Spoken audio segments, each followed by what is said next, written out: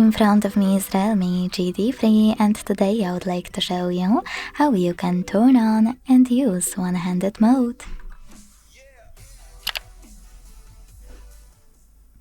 Start by going into Devices Settings. Now scroll all the way down to hit Accessibility and Convenience. Tap on one-handed mode after scrolling down and finally use gray switcher next to one-handed mode to activate it. Then follow all of those instructions to use it. Swipe down at the bottom of the screen to enter one-handed mode.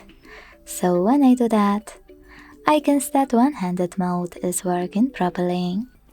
To go back, swipe up or click on this area at the top.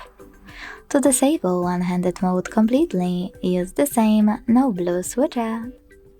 Thanks so much for watching. If you enjoyed this video, leave a like, comment and subscribe.